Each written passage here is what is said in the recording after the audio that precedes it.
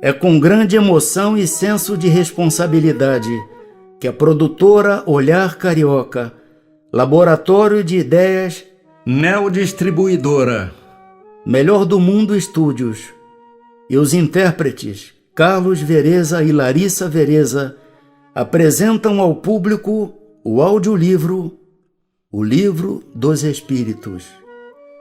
Com todas as perguntas formuladas por Hippolyte Léon Denisard Rivail, Allan Kardec, e as respostas dadas por espíritos de alta hierarquia espiritual, como, por exemplo, São João Evangelista, Santo Agostinho, São Vicente de Paula, São Luís, o Espírito de Verdade, Sócrates, Fenelon, Lamennais, Franklin, Swedenborg, entre outros. Optamos por não acrescentarmos os comentários de Kardec, por acreditarmos que as perguntas e respostas, por elas mesmas, reproduzem com fidelidade a doutrina da terceira revelação. Paz em Cristo. Instruções dos Espíritos dadas a Allan Kardec quando da elaboração do Livro dos Espíritos. Ocupa-te cheio de zelo e perseverança do trabalho que empreendeste com o nosso concurso, pois esse trabalho é nosso. Nele pusemos as bases de um novo edifício que se eleva e que um dia há de reunir todos os homens no mesmo sentimento de amor e caridade. Mas antes de o divulgares, revelo-emos juntos, a fim de lhe verificarmos todas as minúcias.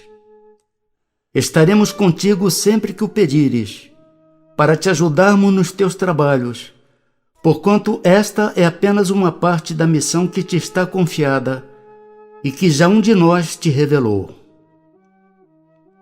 Entre os ensinos que te são dados, alguns há que deves guardar para ti somente, até nova ordem. Quando chegar o momento de os publicares, nós te diremos. Enquanto esperas, medita sobre eles, a fim de estares pronto quando te dissermos. Não te deixes desanimar pela crítica.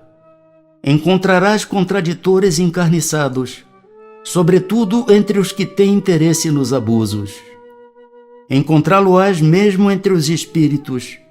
Por isso, os que ainda não estão completamente desmaterializados procuram frequentemente semear a dúvida por malícia ou ignorância. Prossegue sempre. Crê em Deus e caminha com confiança.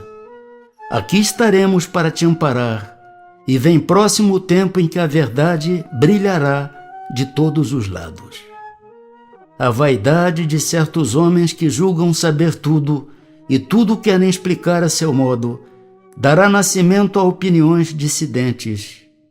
Mas todos os que tiverem em vista o grande princípio de Jesus se confundirão num só sentimento, o do amor do bem, e se unirão por um laço fraterno que prenderá o mundo inteiro. Estes deixarão de lado as miseráveis questões de palavras para só se ocuparem com o que é essencial. E a doutrina será sempre a mesma quanto ao fundo para todos os que receberem comunicações de espíritos superiores. Com a perseverança é que chegarás a colher os frutos de teus trabalhos. O prazer que experimentarás, vendo a doutrina propagar-se e bem compreendida, será uma recompensa cujo valor integral conhecerás. Talvez mais no futuro do que no presente. Não te inquietes, pois, com os espinhos e as pedras que os incrédulos ou os maus acumularão no teu caminho. Conserva a confiança. Com ela chegarás ao fim e merecerás sempre ser ajudado. Lembra-te de que os bons espíritos só dispensam assistência aos que servem a Deus com humildade e desinteresse, e que repudiam a todo aquele que busca na senda do céu um degrau para conquistar as coisas da terra. que se afastam do orgulhoso e do ambicioso. O orgulho e a ambição serão sempre uma barreira erguida entre o homem e Deus. São João Evangelista, Santo Agostinho, São Vicente de Paula, São Luís, o Espírito de Verdade, Sócrates, Platão, Fénelon, Franklin, Swedenborg e tantos outros espíritos de altíssima hierarquia espiritual. Paz em Cristo.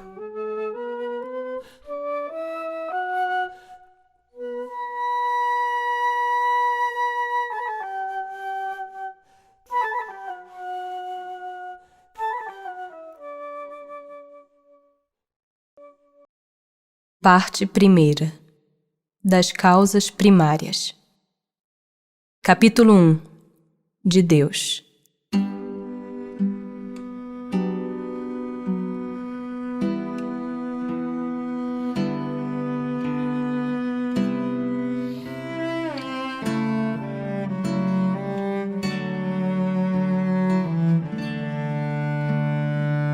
Deus e o infinito. O que é Deus? Deus é a inteligência suprema, causa primária de todas as coisas. O que se deve entender por infinito? O que não tem começo nem fim, o desconhecido. Tudo o que é desconhecido é infinito. Poder-se-ia dizer que Deus é o infinito? Definição incompleta. Pobreza da linguagem humana, insuficiente para definir o que está acima da linguagem dos homens. Provas da existência de Deus. Onde se pode encontrar a prova da existência de Deus? Num axioma que aplicais às vossas ciências. Não há efeito sem causa. Procurai a causa de tudo o que não é obra do homem, e a vossa razão responderá. Que dedução se pode tirar do sentimento instintivo que todos os homens trazem em si da existência de Deus? A de que Deus existe. Pois de onde lhes viria esse sentimento, se não tivesse uma base? É ainda uma consequência do princípio. Não há efeito sem causa. O sentimento íntimo que temos da existência de Deus não poderia ser fruto da educação, resultado de ideias adquiridas? Se assim fosse, por que existiria nos vossos selvagens esse sentimento? Poder-se-ia achar nas propriedades íntimas da matéria a causa primária da formação das coisas? Mas então qual seria a causa dessas propriedades? É indispensável sempre uma causa primária. Que se deve pensar da opinião dos que atribuem a formação primária a uma combinação fortuita da matéria, ou por outra, ao acaso? Outro absurdo. Que homem de bom senso pode considerar o acaso um ser inteligente? E demais, que é o acaso? Nada. Em que é que na causa primária se revela uma inteligência suprema e superior a todas as inteligências? Tendes um provérbio que diz: pela obra se reconhece o autor. Pois bem, vede a obra e procurai o autor. O orgulho é que gera a incredulidade. O homem orgulhoso nada admite acima de si. Por isso é que ele se denomina a si mesmo de espírito forte. Pobre ser, que um sopro de Deus pode abater. Atributos da divindade. Pode o homem compreender a natureza íntima de Deus? Não. Falta-lhe para isso o sentido. Será dado um dia ao homem compreender o mistério da divindade? Quando não mais tiver o espírito obscurecido pela matéria, quando pela sua perfeição se houver aproximado de Deus, ele o verá e o compreenderá. Embora não possamos compreender a natureza íntima de Deus, podemos formar ideia de algumas de suas perfeições? De algumas, sim. O homem as compreende melhor, à proporção que se eleva acima da matéria. Entrevê-as pelo pensamento. Quando dizemos que Deus é eterno, infinito, imutável, imaterial, único, onipotente, soberanamente justo e bom, temos ideia completa de seus atributos? Do vosso ponto de vista, sim, porque credes abranger tudo. Sabei, porém, que há coisas que estão acima da inteligência do homem mais inteligente, as quais a vossa linguagem, restrita às vossas ideias e sensações, não tem meios de exprimir. A razão, com efeito, vos diz que Deus deve possuir em grau supremo essas perfeições, porquanto, se uma lhe faltasse, ou não fosse infinita, já ele não seria superior a tudo, não seria, por consequência, Deus. Para estar acima de todas as coisas, Deus tem que se achar isento de qualquer vicissitude e de qualquer das imperfeições que a imaginação possa conceber. Panteísmo. Deus é um ser distinto, ou será, como opinam alguns, a resultante de todas as forças e de todas as inteligências do universo reunidas? Se fosse assim, Deus não existiria, porquanto seria efeito e não causa. Ele não pode ser ao mesmo tempo uma e outra coisa. Deus existe. Disso não podeis duvidar, e é o essencial. Crede-me, não vades além. Não vos percais num labirinto de onde não lograrias sair. Isso não vos tornaria melhores, antes um pouco mais orgulhosos, pois que acreditarias saber, quando na realidade nada saberias. Deixai por consequência de lado todos esses sistemas, tendes bastantes coisas que vos tocam mais de perto, a começar por vós mesmos. Estudai as vossas próprias imperfeições, a fim de vos libertardes delas, o que será mais útil do que pretenderdes penetrar no que é impenetrável. Que se deve pensar da opinião segundo a qual todos os corpos da natureza, todos os seres, todos os globos do universo seriam partes da divindade e constituiriam em conjunto a própria divindade, ou por outra, que se deve pensar da doutrina panteísta? Não podendo fazer-se Deus, o homem quer ao menos ser uma parte de Deus. Pretendem os que professam esta doutrina achar nela demonstração de alguns dos atributos de Deus. Sendo infinitos os mundos, Deus é por isso mesmo infinito.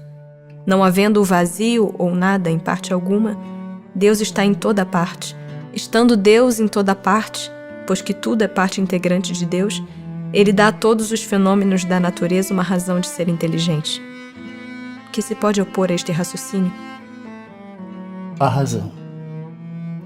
Refleti maduramente, e não vos será difícil reconhecer-lhe o absurdo.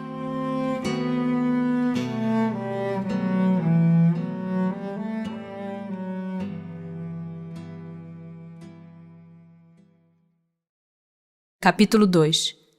Dos elementos gerais do universo.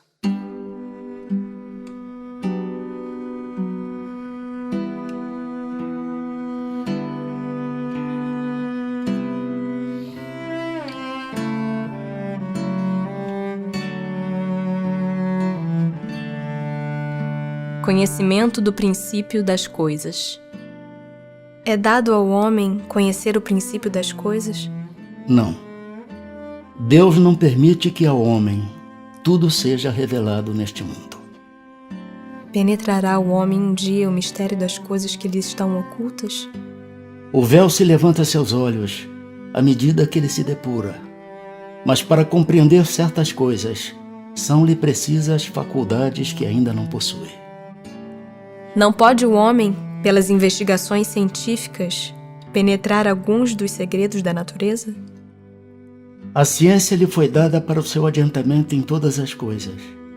Ele, porém, não pode ultrapassar os limites que Deus estabeleceu.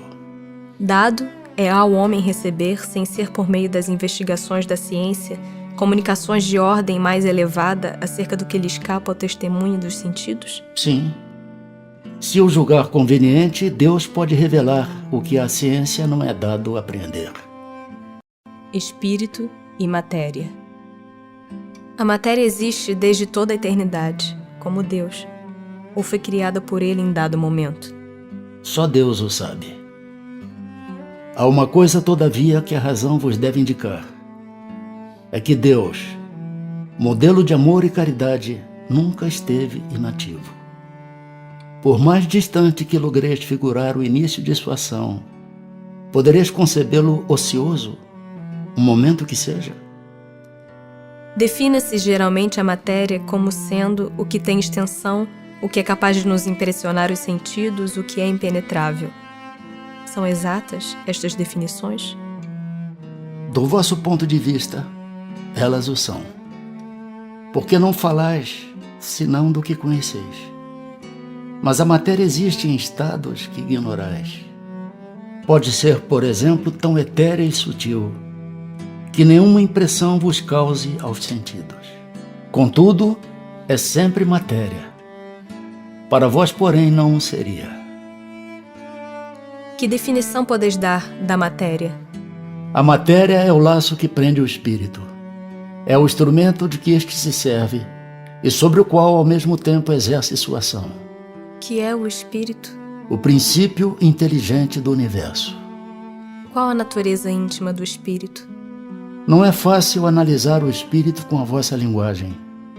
Para vós, ele nada é, por não ser palpável. Para nós, entretanto, é alguma coisa. Ficais sabendo. Coisa nenhuma é o nada, e o nada não existe. É o espírito sinônimo de inteligência?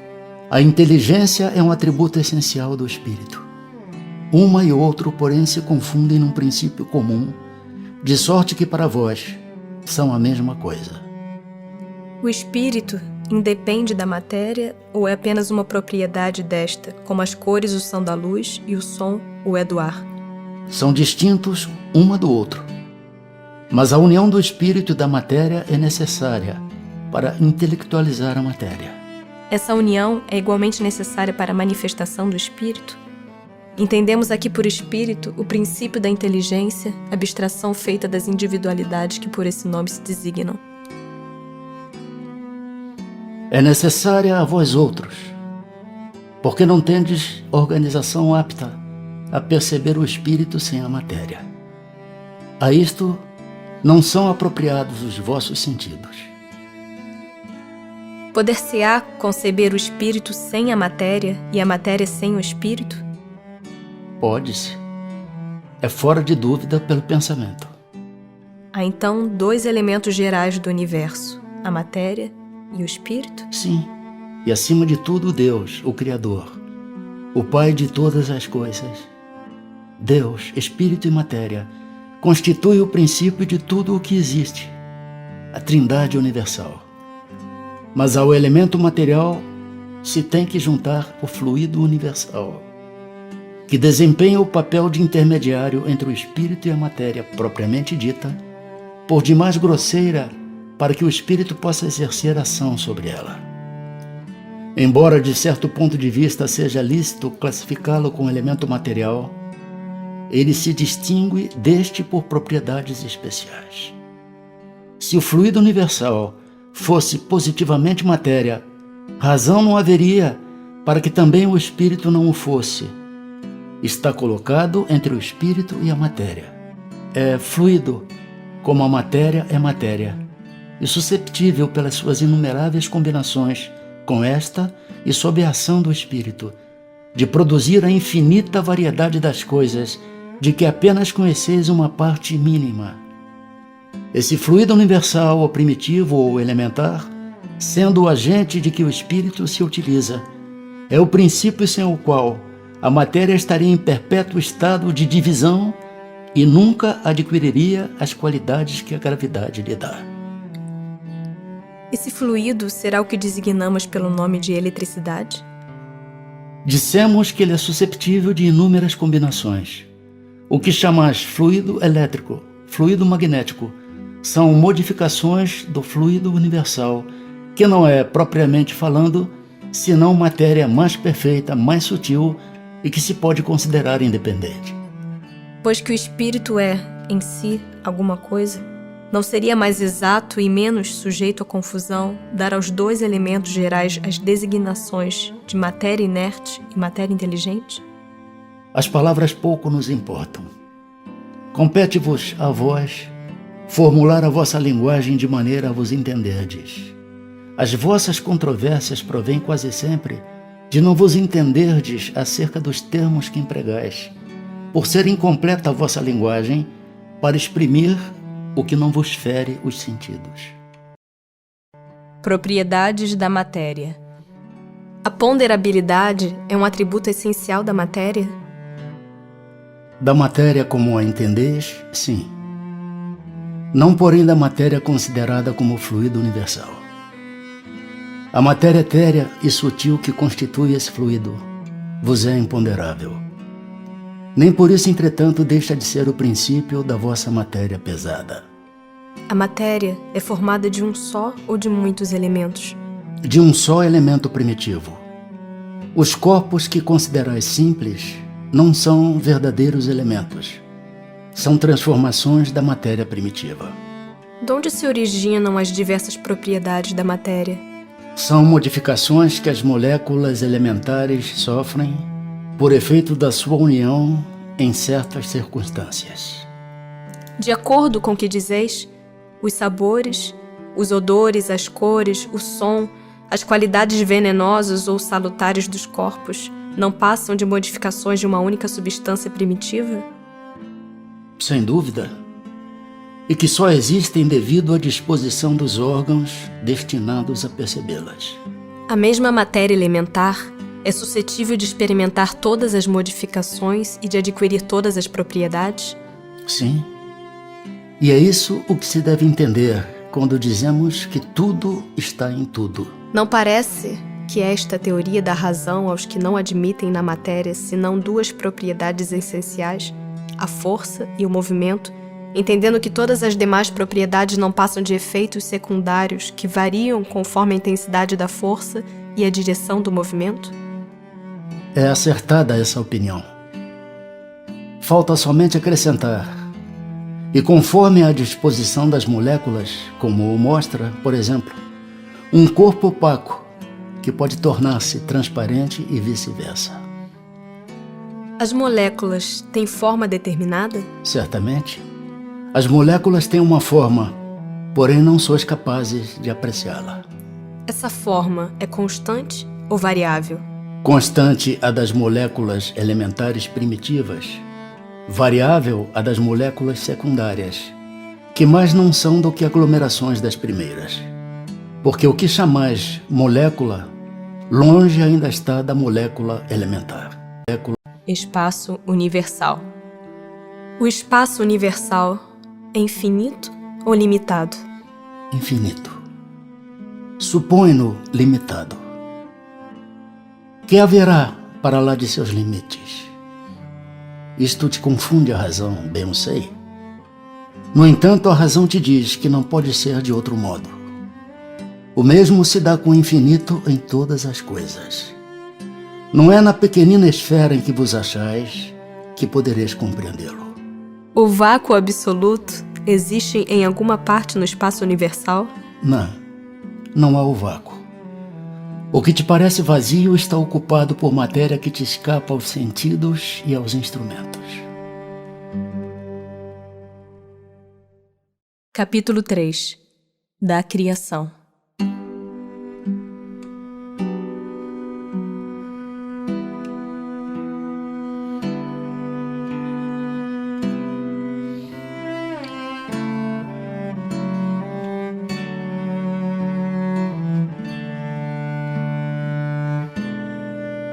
Formação dos mundos. O universo abrange a infinidade dos mundos que vemos e dos que não vemos. Todos os seres animados e inanimados. Todos os astros que se movem no espaço, assim como os fluidos que o enchem. O universo foi criado ou existe de toda a eternidade como Deus? É fora de dúvida que ele não pode ter se feito a si mesmo. Se existisse como Deus de toda a eternidade, não seria obra de Deus. Como criou Deus o universo? Para me servir de uma expressão corrente, direi: pela sua vontade. Nada caracteriza melhor essa vontade onipotente do que estas belas palavras da Gênese. Deus disse: faça-se a luz, e a luz foi feita. Poderemos conhecer o modo de formação dos mundos? Tudo a que esse respeito se pode dizer e podeis compreender é que os mundos se formam pela condensação da matéria disseminada no espaço. Serão os cometas, como agora se pensa, um começo de condensação da matéria, mundos em via de formação? Isso está certo. Absurdo, porém, é acreditar-se na influência deles. Refiro-me à influência que vulgarmente lhes atribuem, porquanto todos os corpos celestes influem, de algum modo, em certos fenômenos físicos. Pode um mundo completamente formado desaparecer e disseminar-se de novo no espaço, a matéria que o compõe? Sim. Deus renova os mundos como renova os seres vivos. Poder-se-á conhecer o tempo que dura a formação dos mundos? Da Terra, por exemplo. Nada te posso dizer a respeito, porque só o Criador o sabe. E bem louco será quem pretenda sabê-lo ou conhecer que número de séculos dura essa formação. Formação dos seres vivos. Quando começou a Terra a ser povoada? No começo, tudo era caos. Os elementos estavam em confusão. Pouco a pouco, cada coisa tomou o seu lugar. Apareceram então os seres vivos apropriados ao estado do globo. De onde vieram para a Terra os seres vivos? A Terra lhes continha os germens que aguardavam um momento favorável para se desenvolverem. Os princípios orgânicos se congregaram, desde que cessou a atuação da força que os mantinha afastados, e formaram os germens de todos os seres vivos. Estes germens permaneceram em estado latente de inércia, como a crisálida e as sementes das plantas, até o momento propício ao surto de cada espécie. Os seres de cada uma destas se reuniram então e se multiplicaram. Onde estavam os elementos orgânicos antes da formação da Terra? Achavam-se, por assim dizer, em estado de fluido no espaço no meio dos espíritos, ou em outros planetas, à espera da criação da Terra para começarem a existência nova em um novo globo. Ainda há seres que nasçam espontaneamente? Sim, mas o germe primitivo já existia em estado latente. Sois todos os dias testemunhas desse fenômeno. Os tecidos do corpo humano e dos animais não encerram os germes de uma multidão de vermes que só esperam para desabrochar a fermentação pútrida que lhes é necessária à existência? É um mundo minúsculo que dormita e se cria. A espécie humana se encontrava entre os elementos orgânicos contidos no globo terrestre? Sim, e veio a seu tempo. Foi o que deu lugar a que se dissesse que o homem se formou do limo da terra. Poderemos conhecer a época do aparecimento do homem e dos outros seres vivos na Terra? Não. Todos os vossos cálculos são quiméricos. Se o germe da espécie humana se encontrava entre os elementos orgânicos do globo, por que não se formam espontaneamente homens, como na origem dos tempos? O princípio das coisas está nos segredos de Deus.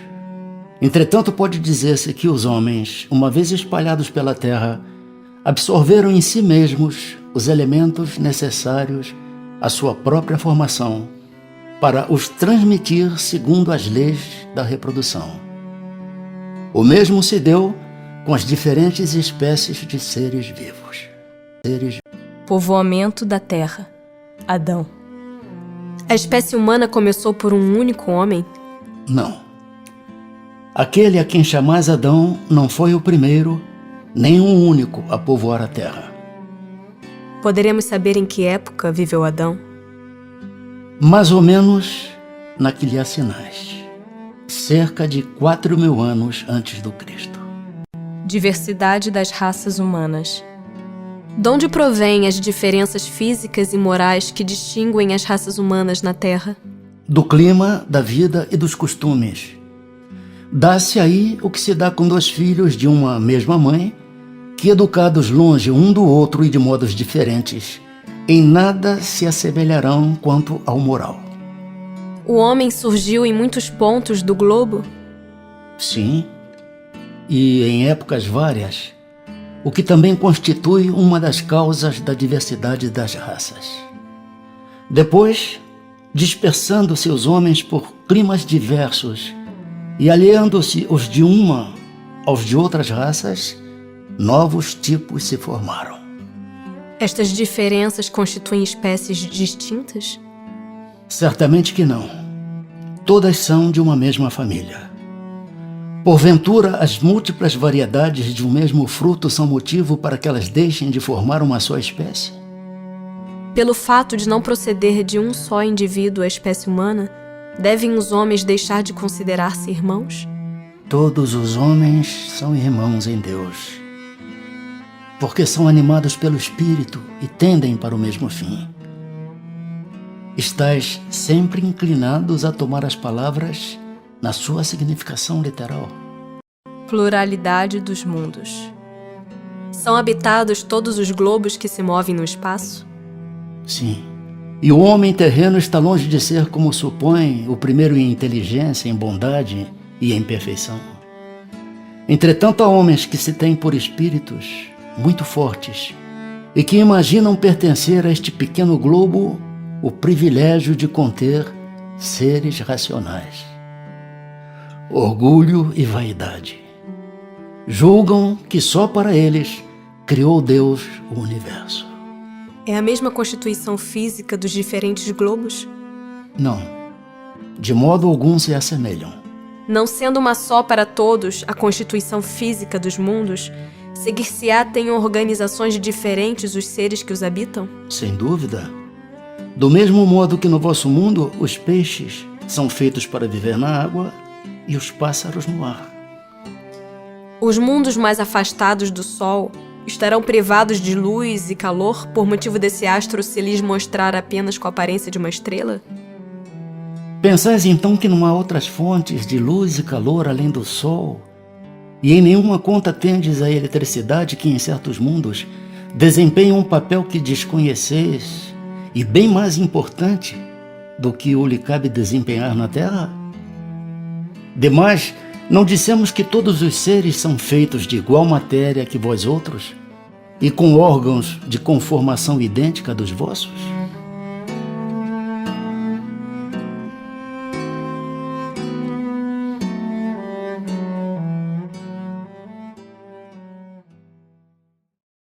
Capítulo 4. Do princípio vital.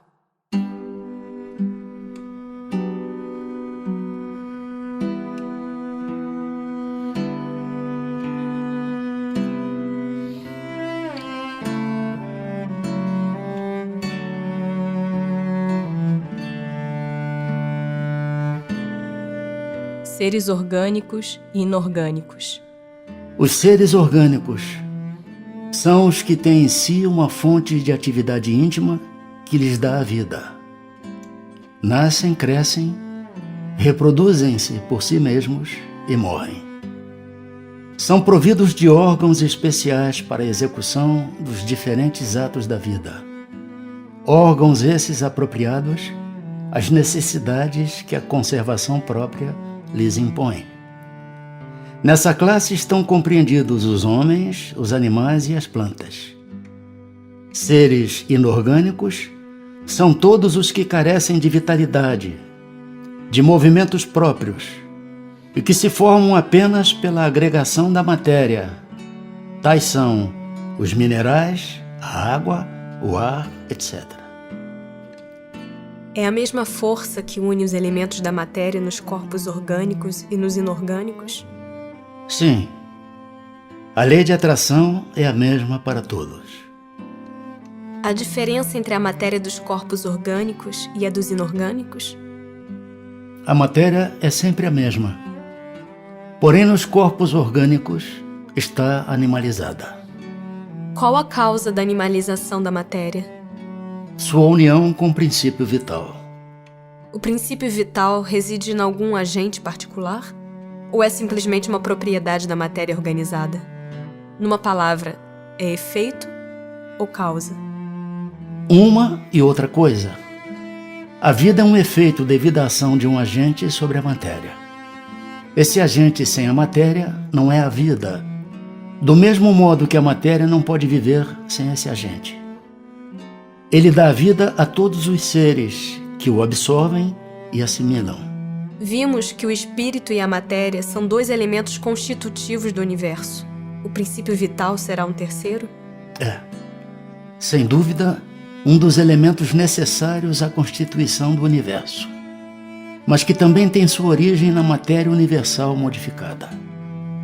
É para vós um elemento, como o oxigênio e o hidrogênio, que entretanto não são elementos primitivos, pois que tudo isso deriva de um só princípio.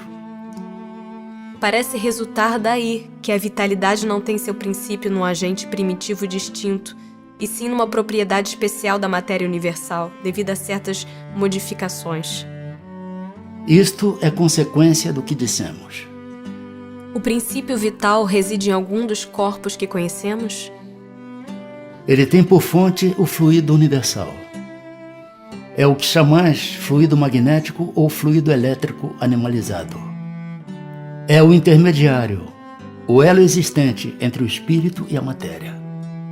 O princípio vital é um só para todos os seres orgânicos? Sim, modificado segundo as espécies.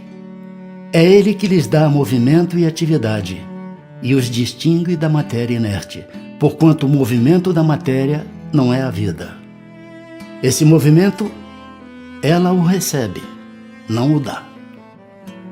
A vitalidade é atributo permanente do agente vital ou se desenvolve tão só pelo funcionamento dos órgãos? Ela não se desenvolve senão com o corpo. Não dissemos que esse agente sem a matéria não é a vida? A união dos dois é necessária para produzir a vida.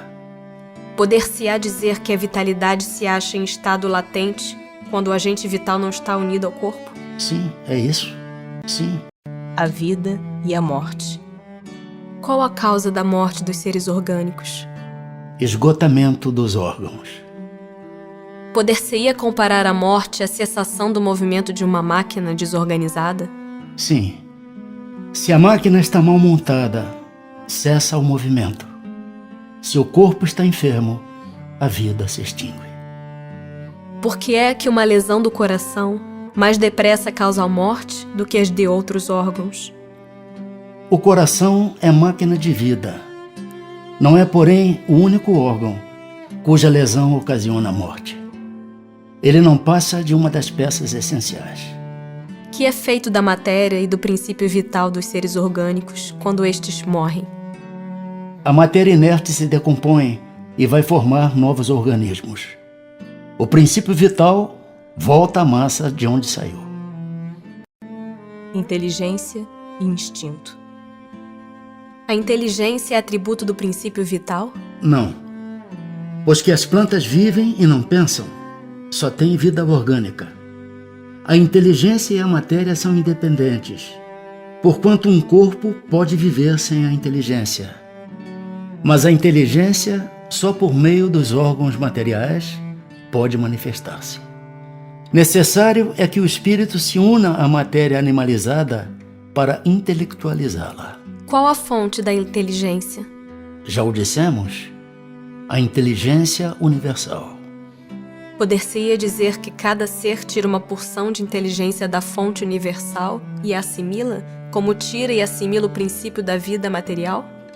Isto não passa de simples comparação, todavia inexata, porque a inteligência é uma faculdade própria de cada ser e constitui a sua individualidade moral.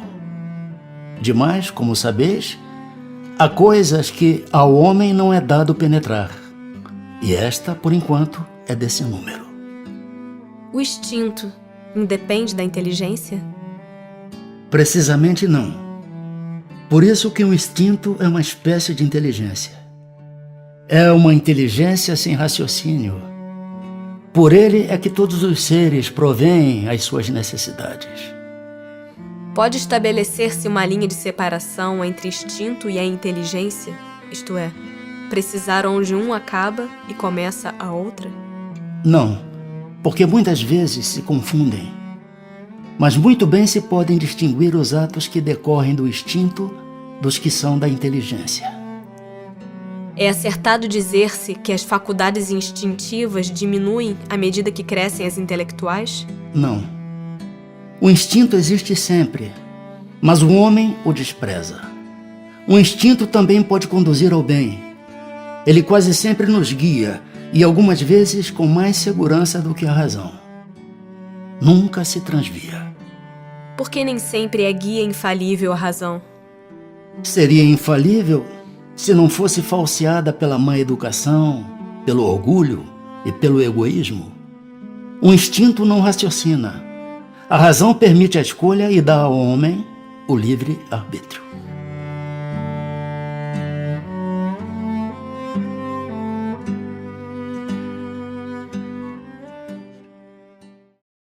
Parte 2. Do mundo espírita ao mundo dos espíritos. Capítulo 1. Dos espíritos.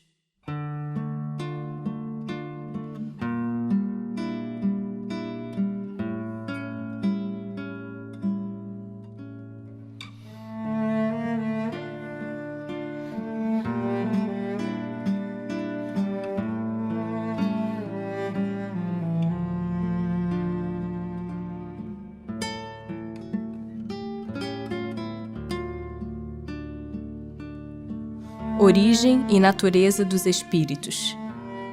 Que definição se pode dar dos espíritos? Pode dizer-se que os espíritos são os seres inteligentes da criação. Povoam o universo fora do mundo material. Os espíritos são seres distintos da divindade? Ou serão simples emanações ou porções desta e, por isto, denominados filhos de Deus? Meu Deus, são obra de Deus. Exatamente qual a máquina o é do homem que a fabrica. A máquina é obra do homem, mas não é o próprio homem. Sabes que quando faz alguma coisa bela, útil, o homem lhe chama sua filha, criação sua? Pois bem, o mesmo se dá com relação a Deus. Somos seus filhos, pois que somos obra sua. Os espíritos tiveram princípio ou existem como Deus de toda a eternidade? Se não tivessem tido princípio, seriam iguais a Deus, quando ao contrário, são criação sua e se acham submetidos à sua vontade. Deus existe de toda a eternidade, é incontestável. Quanto, porém, ao modo por que nos criou e em que momento o fez, nada sabemos. Podes dizer que não tivemos princípio, se quiseres com isso significar que, sendo eterno, Deus há de ter sempre criado ininterruptamente. Mas quando e como cada um de nós foi feito, repito-te, nenhum sabe, e aí é que está o mistério. Pois que há dois elementos gerais no universo, o elemento inteligente e o elemento material. Poder-se-á dizer que os espíritos são formados do elemento inteligente, como os corpos inertes o são do elemento material? Evidentemente, os espíritos são a individualização do princípio inteligente, como os corpos são a individualização do princípio material. A época e o modo por que essa formação se operou é que são desconhecidos. A criação dos espíritos é permanente ou só se deu na origem dos tempos? É permanente. Quer dizer, Deus jamais deixou de criar. Os espíritos se formam espontaneamente ou procedem uns dos outros? Deus os cria, como a todas as outras criaturas pela sua vontade. Mas repito ainda uma vez, a origem deles é um mistério. Será certo dizer-se que os espíritos são imateriais? Como se pode definir uma coisa quando faltam termos de comparação e com uma linguagem deficiente? Pode um cego de nascença definir a luz? Imaterial não é bem o termo. Incorpóreo seria mais exato, pois deves compreender que, sendo uma criação, o espírito há de ser alguma coisa. É a matéria quintessenciada, mas sem analogia para vós outros. É tão etérea que escapa inteiramente ao alcance dos vossos sentidos. Os espíritos têm fim? Compreende-se que seja eterno o princípio de onde eles emanam, mas o que perguntamos é se suas individualidades têm um termo, e se em dado tempo mais ou menos longo, o elemento de que são formados não se dissemina e volta à massa de onde saiu, como sucede com os corpos materiais. É difícil de conceber-se que uma coisa que teve começo possa não ter fim. Há muitas coisas que não compreendeis porque tendes limitada inteligência. Isso, porém, não é razão para que as repilais. O filho não compreende tudo o que a seu pai é compreensível, nem o ignorante tudo o que o sábio apreende. Dizemos que a existência dos espíritos não tem fim. É tudo o que podemos por agora dizer. Mundo normal primitivo. Os espíritos constituem um mundo à parte, fora daquele que vemos? Sim, o mundo dos espíritos ou das inteligências incorpóreas. Qual dos dois, o mundo espírita ou o mundo corpóreo, é o principal na ordem das coisas? O mundo espírita, que preexiste e sobrevive a tudo. O mundo corporal poderia deixar de existir ou nunca ter existido sem que isso alterasse a essência do mundo espírita? De certo, eles são independentes.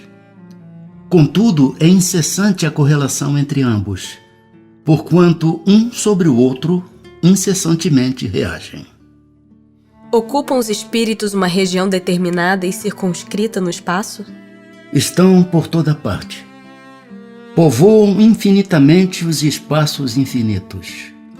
Tendes muitos deles de contínuo a vosso lado, observando-vos e sobre vós atuando, sem o perceberdes. Pois que os espíritos são uma das potências da natureza e os instrumentos de que Deus se serve para a execução de seus desígnios providenciais. Nem todos, porém, vão a toda parte. Por isso que há regiões interditas aos menos adiantados. Forma e ubiquidade dos espíritos. Os espíritos têm forma determinada, limitada e constante? Para vós, não. Para nós, sim. O espírito é, se quiserdes, uma chama, um clarão ou uma centelha etérea. Essa chama ou centelha tem cor?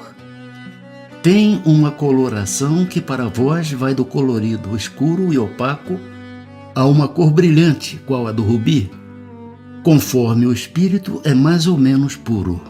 Os espíritos gastam algum tempo para percorrer o espaço? Sim, mas fazem-no com a rapidez do pensamento. O pensamento não é a própria alma que se transporta? Quando o pensamento está em alguma parte, a alma também está aí, pois que é a alma quem pensa. O pensamento é um atributo. O espírito que se transporta de um lugar a outro tem consciência da distância que percorre e dos espaços que atravessa? Ou é subitamente transportado ao lugar onde quer ir? Dá-se uma e outra coisa.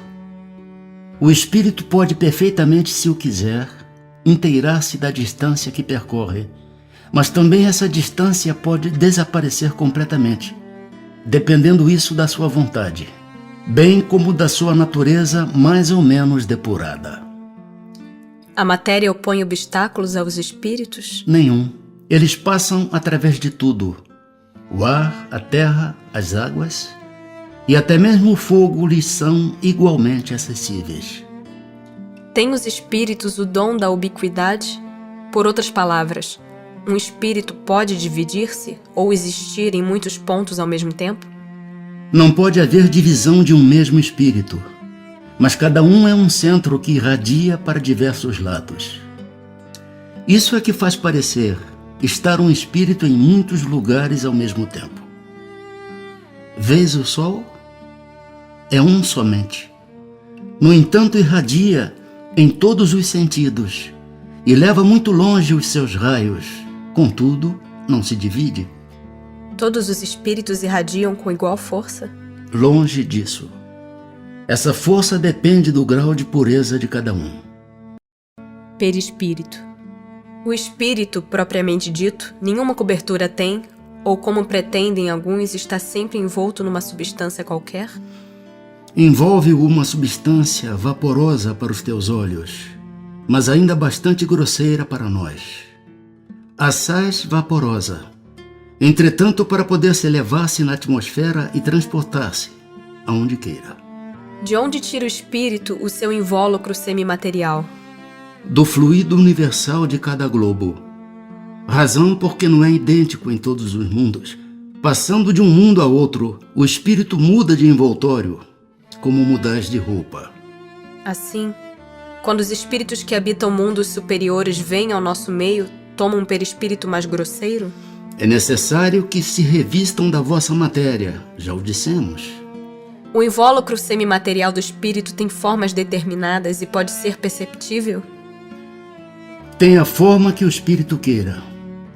É assim que este vos aparece algumas vezes, quer em sonho, quer no estado de vigília, e que pode tomar forma visível, mesmo palpável. Diferentes ordens de espíritos. São iguais os espíritos ou há entre eles qualquer hierarquia? São de diferentes ordens, conforme o grau de perfeição que tenham alcançado. As ordens ou graus de perfeição dos espíritos são em número determinado? São ilimitadas em número, porque entre elas não há linhas de demarcação traçadas como barreiras, de sorte que as divisões podem ser multiplicadas ou restringidas livremente. Todavia, considerando-se os caracteres gerais dos espíritos, elas podem reduzir-se a três principais. Na primeira, colocar-se-ão os que atingiram a perfeição máxima, os puros espíritos. Formam a segunda os que chegaram ao meio da escala. O desejo do bem é o que neles predomina. Pertencerão à terceira os que ainda se acham na parte inferior da escala, os espíritos imperfeitos. A ignorância, o desejo do mal e todas as paixões más que lhes retardam o progresso, eis o que os caracteriza. Os espíritos da segunda ordem, para os quais o bem constitui a preocupação dominante, têm o poder de praticá-lo? Cada um deles dispõe desse poder de acordo com o grau de perfeição a que chegou. Assim, uns possuem a ciência, outros a sabedoria e a bondade. Todos, porém, ainda têm que sofrer provas. Os da terceira categoria são todos essencialmente maus? Não. Uns há que não fazem nem o mal nem o bem. Outros, ao contrário, se comprazem no mal e ficam satisfeitos quando se lhes depara a ocasião de praticá-lo. Há também os levianos ou estouvados, mais perturbadores do que malignos, que se comprazem antes na malícia do que na malvadez, e cujo prazer consiste em mistificar e causar pequenas contrariedades, de que se riem. Progressão dos espíritos. Os espíritos são bons ou maus por natureza, ou são eles mesmos que se melhoram? São os próprios espíritos que se melhoram, e melhorando-se passam de uma ordem inferior para outra mais elevada. Dos espíritos, uns terão sido criados bons e outros maus? Deus criou todos os espíritos simples e ignorantes, isto é, sem saber. A cada um deu determinada missão com o fim de esclarecê-los e de os fazer chegar progressivamente à perfeição, pelo conhecimento da verdade, para aproximá-los de si. Nesta perfeição é que eles encontram a pura e eterna felicidade. Passando pelas provas que Deus lhes impõe, é que os espíritos adquirem aquele conhecimento. Uns aceitam submissos essas provas e chegam mais depressa à meta que lhes foi assinada. Outros só a suportam murmurando e pela falta em que desse modo incorrem, permanecem afastados da perfeição e da prometida felicidade. Segundo o que acabais de dizer, os espíritos, em sua origem, seriam como as crianças, ignorantes e inexperientes, só adquirindo pouco a pouco os conhecimentos de que carecem, percorrendo as diferentes fases da vida? Sim, a comparação é boa. A criança rebelde se conserva ignorante e imperfeita. Seu aproveitamento depende da sua maior ou menor docilidade. Mas a vida do homem tem um termo, ao passo que a dos espíritos se prolonga ao infinito. Haverá espíritos que se conservem eternamente nas ordens inferiores? Não. Todos se tornarão perfeitos. Mudam de ordem, mas demoradamente, porquanto, como já doutra vez dissemos, um pai justo e misericordioso não pode banir seus filhos para sempre. Pretenderias que Deus, tão grande, tão bom, tão justo, fosse pior do que vós mesmos? Depende dos espíritos o progredirem mais ou menos rapidamente para a perfeição? Certamente. Eles a alcançam mais ou menos rápido conforme o desejo que têm de alcançá-la e a submissão que testemunham à vontade de Deus. Uma criança dócil não se instrui mais depressa do que outra recalcitrante? Podem os espíritos degenerar? Não. À medida que avançam, compreendem o que os distanciava da perfeição. Concluindo uma prova, o espírito fica com a ciência que daí lhe veio e não a esquece. Pode permanecer estacionário, mas não retrocede. Não podia Deus isentar os espíritos das provas que lhes cumpre sofrer para chegarem à primeira ordem? Se Deus os houvesse criado perfeitos, nenhum mérito teriam para gozar dos benefícios dessa perfeição. Onde estaria o merecimento sem a luta? Demais, a desigualdade entre eles existente é necessária às suas personalidades. Acresce ainda que as missões que desempenham nos diferentes graus da escala estão nos desígnios da providência para a harmonia do universo. Todos os espíritos passam pela fieira do mal para chegar ao bem? Pela fieira do mal, não. Pela fieira da ignorância. Por que é que alguns espíritos seguiram o caminho do bem e outros o do mal? Não têm eles o livre-arbítrio? Deus não os criou maus, criou-os simples e ignorantes. Isto é, tendo tanta aptidão para o bem quanto para o mal. Os que são maus, assim se tornaram por vontade própria. Como podem os espíritos, em sua origem, quando ainda não têm consciência de si mesmos, gozar da liberdade de escolha entre o bem e o mal? Há neles algum princípio, qualquer tendência que os encaminhe para uma senda de preferência a outra? O livre-arbítrio se desenvolve à medida que o espírito adquire a consciência de si mesmo. Já não haveria liberdade desde que a escolha fosse determinada por uma causa independente da vontade do espírito. A causa não está nele, está fora dele, nas influências a que cede em virtude da sua livre vontade. É o que se contém na grande figura emblemática da queda do homem e do pecado original. Uns cederam à tentação, outros resistiram. De onde vêm as influências que sobre ele se exercem? Dos espíritos imperfeitos, que procuram apoderar-se dele, dominá-lo, e que rejubilam com o fazê-lo sucumbir. Foi isso o que se intentou simbolizar na figura de Satanás. Tal influência só se exerce sobre o espírito em sua origem? Acompanha-o na sua vida de espírito, até que haja conseguido tanto império sobre si mesmo que os maus desistem de obsidiá-lo.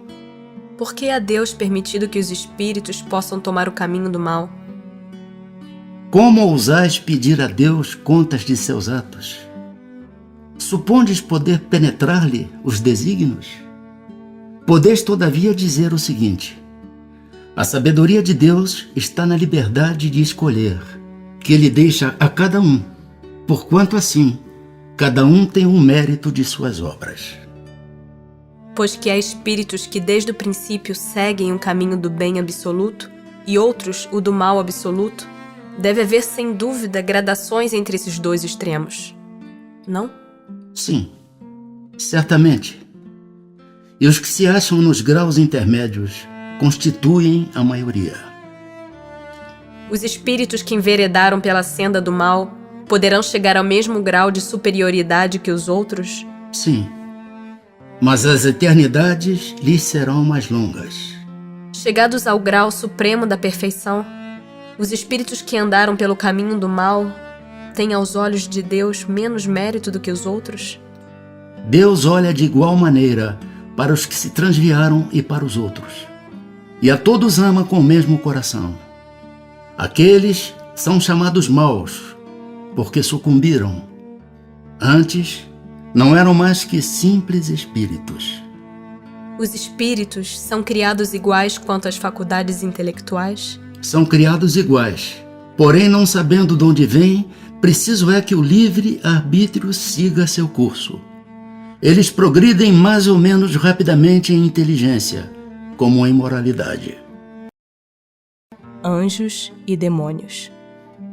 Os seres a que chamamos anjos, arcanjos, serafins, formam uma categoria especial, de natureza diferente da dos outros espíritos? Não. São os espíritos puros, os que se acham no mais alto grau da escala e reúnem todas as perfeições. Os anjos hão percorrido todos os graus da escala? Percorreram todos os graus, mas do modo que havemos dito. Uns aceitando sem murmurar suas missões, chegaram depressa. Outros gastaram mais ou menos tempo para chegar à perfeição. Sendo errônea a opinião dos que admitem a existência de seres criados perfeitos e superiores a todas as outras criaturas, como se explica que essa crença esteja na tradição de quase todos os povos? Fica sabendo que o mundo onde te achas não existe de toda a eternidade, e que muito tempo antes que ele existisse, já havia espíritos que tinham atingido o grau supremo. Acreditaram os homens que eles eram assim desde todos os tempos.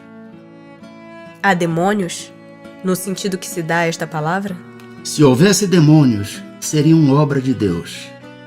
Mas porventura Deus seria justo e bom se houvera criado seres destinados eternamente ao mal e a permanecerem eternamente desgraçados? Se há demônios, eles se encontram no mundo inferior em que habitais e em outros semelhantes. São esses homens hipócritas que fazem de um Deus justo um Deus mau e vingativo e que julgam agradá-lo por meio das abominações que praticam em seu nome?